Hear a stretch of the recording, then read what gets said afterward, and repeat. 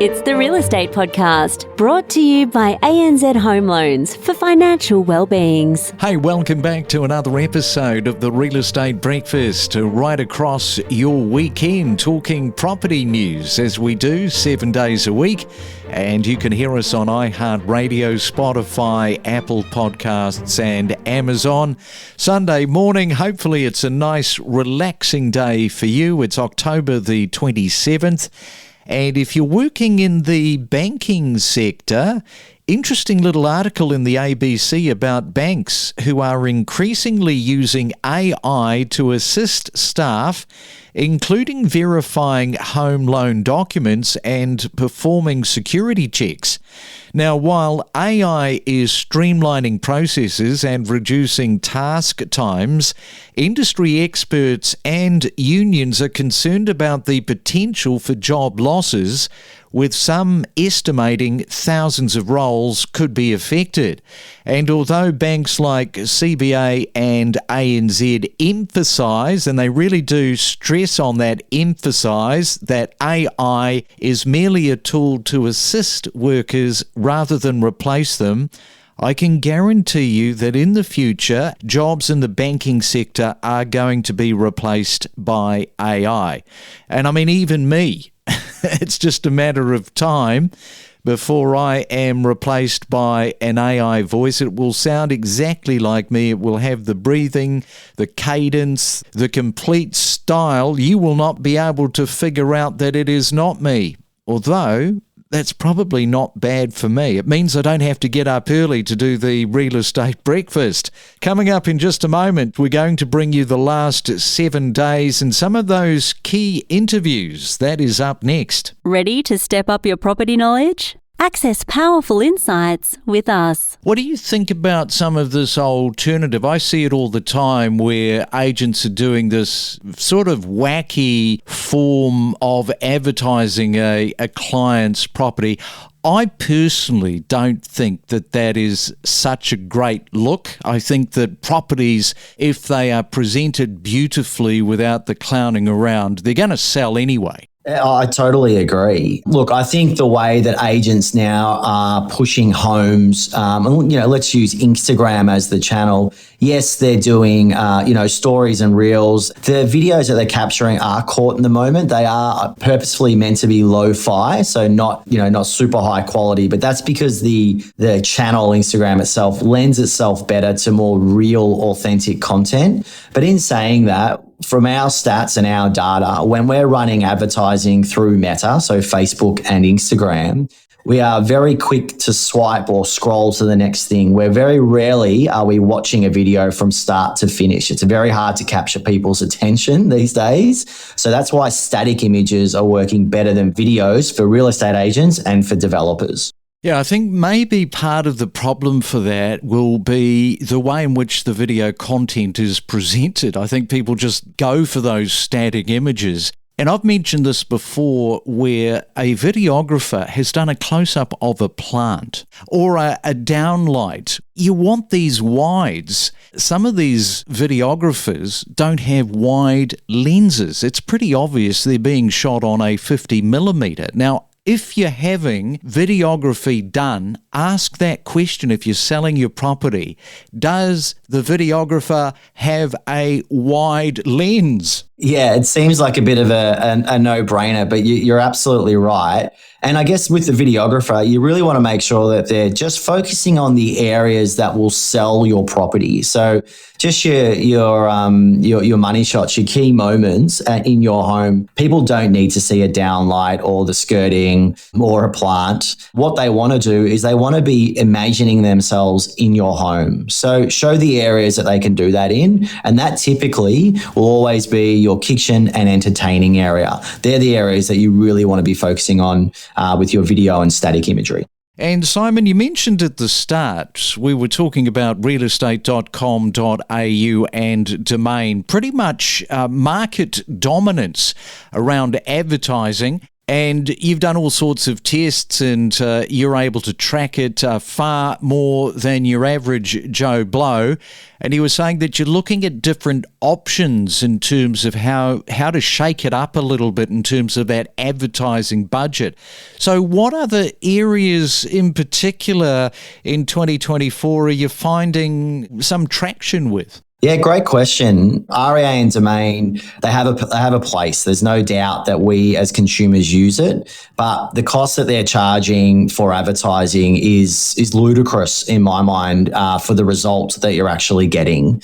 And so the alternatives that we've been testing have been your social media and your Google channels. Now, the reason why we do this and really predominantly we're focusing on Meta, which is Facebook and Instagram. The reality is majority of people are on Facebook and Instagram too much every day, in fact. Whereas REA or Domain, they're not on there really. And if they are, they're on there just doing a little bit of research. But what happens is when you're on those channels, you're flooded with other properties that look very similar pricing in the same area. And so I kind of liken it to the analogy that, you're in Woolies and you're looking for coffee and you're almost sport for choice. You don't know what to buy or look at. Are you spending big bucks on ads that don't hit the right audience? Isn't it always about the right audience? You can land your message directly every day with our core audience. It's a powerful connection. I've noticed at the end of 2023, the buyers were just being so disappointed if they missed out on homes.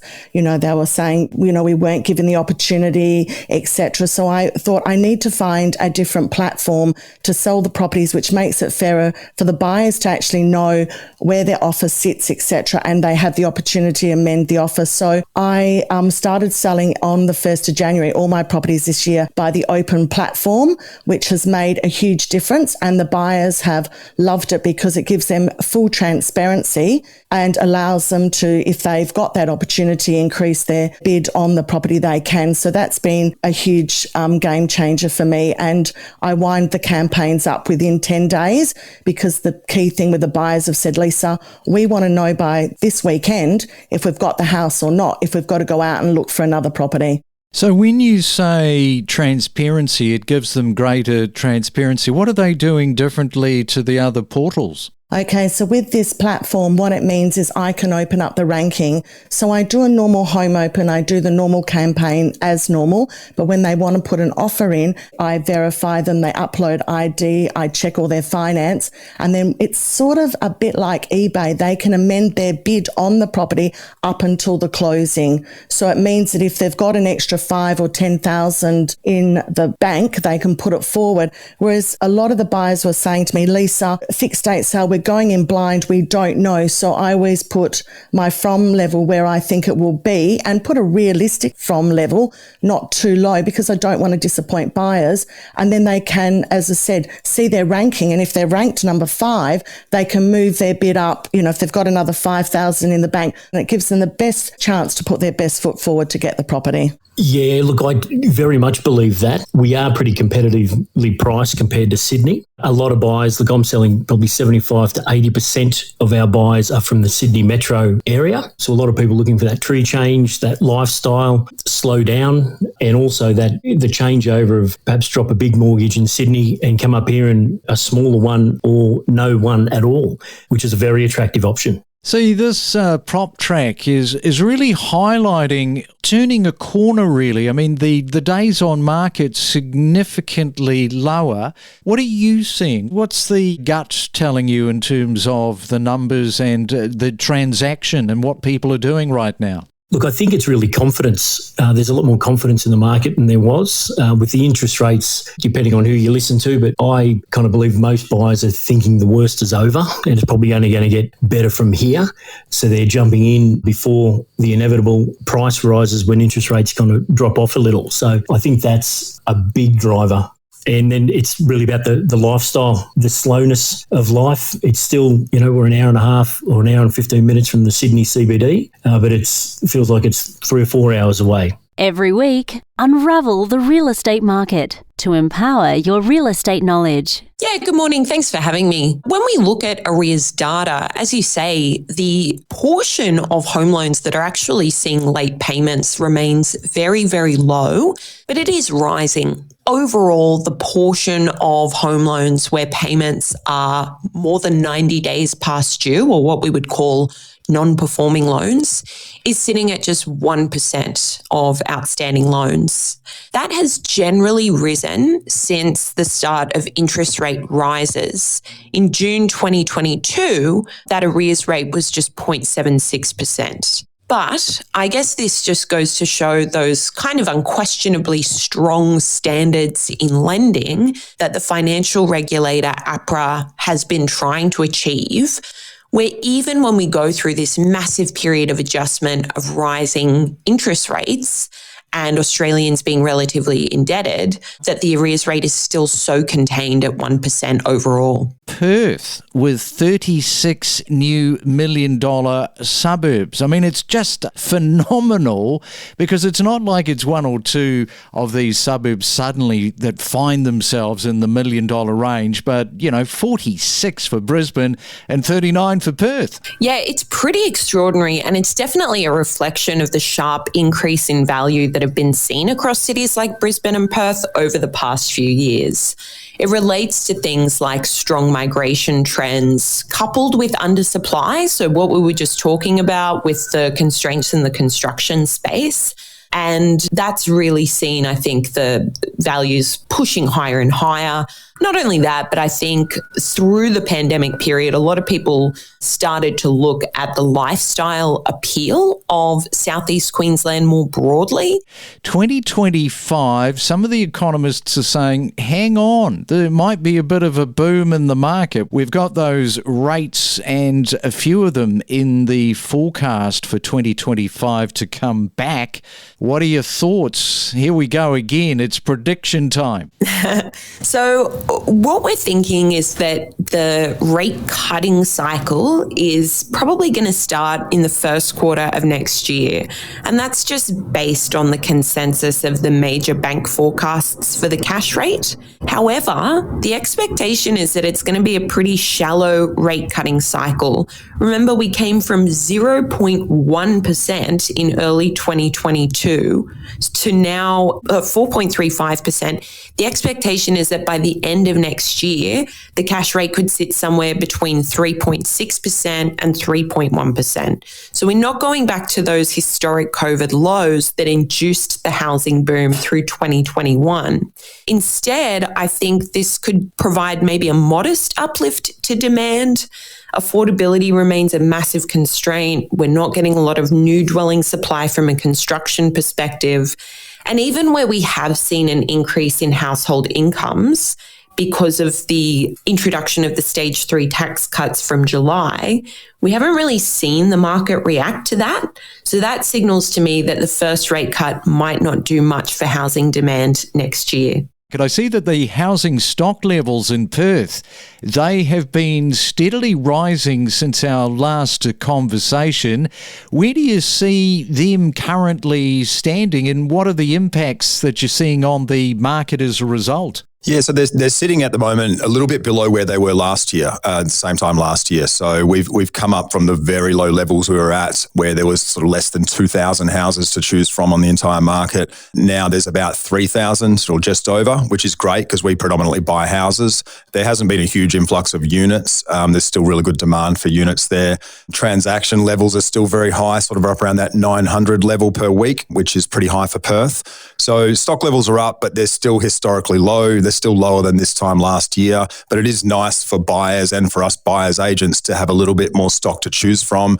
And it has just sort of sucked a bit of that excessive FOMO type heat out of the market, which is good for buyers, at least in this window between now and when they drop rates, which could reinvigorate certain price points a little bit again. But there's a bit of a window there for buyers at the moment where it's still a seller's market, but it's not as overrun with buyers. We're dealing with maybe 15 or 20 through a home open and maybe 4 offers as opposed to 60 and 10 offers. And are you seeing listings rise in specific locations more than in others? We are, and we sort of predicted this, and part of the reason why we haven't bought in certain areas is because we see that the transient demand in areas like Rockingham, local government area, and Mandurah and Armidale, for example, these are areas that have been driven from the bottom up by investors, and they've had fantastic price growth. So congratulations to anyone who got in early in those markets. But the downside risk is that as that transient demand starts to profit take, because a lot of those investors are potentially not going to stay in those markets, you see listings rise, you see the locals in a position where they can't even afford where the price points have gotten to in terms of them buying or upgrading a home. And so I anticipated this, and we're starting to see it. Listings have risen 40% and 34% in the Rockingham and Mandurah LGAs, respectively. And they're two areas we've avoided for exactly this reason. And a lot of buyers agents have been buying in these areas over the last 24 months. I think probably going to suffer a little bit of reputational damage for just buying any old thing as opposed to taking their time to find the right asset long term for a client. We are more than just a real estate podcast. Follow each week all of the main talking points and know your property. And I guess that there must have been these situations when people bought at the top of the market, and if they were in that sort of 2021 cycle and they were looking at selling maybe 2 years later when there was a dip, that could have been a real sort of problem if you're going into a bridging loan and then you're just not able to sell your property. There would have been those cases out there. Yes, and unfortunately, we have seen a few of those come through our office, and it's horrifying, to be honest. They do have shorter terms now, and a lot of the reason for that is because of that dip in the market. They do have quite high buffers on things for that reason, but it is scary kind of seeing those valuations drop, that's for sure. Yes, and never a great look on the balance sheet if you end up getting caught up in that whole scenario. Now, let's just have a look at the recent home lending market, because there is this uplift at the moment in property prices, which is fair to say. So what are you currently seeing at the moment out there? Yeah, so definitely in the Geelong market at the moment, there's a massive uptake we're finding of people purchasing. So a lot of purchases are coming through our team at the moment. And I think that's because people are becoming potentially more comfortable with the cost of living, letting the dust settle, understanding their numbers and being able to make some decisions. What I think will come from that, however, is although there might be plenty of choice at the moment for buyers, as rates move or, stock gets a little bit lower, then this is going to become pretty competitive, I think. So something to watch out for. I would say that we're preparing our buyers to ensure that they're pre-approved or definitely understand their borrowing capacity so that when they find something that they want or really like, then they're able to act quickly because it is getting pretty hot out there at the moment. We connect you to the best real estate information across Australia. The Real Estate Podcast.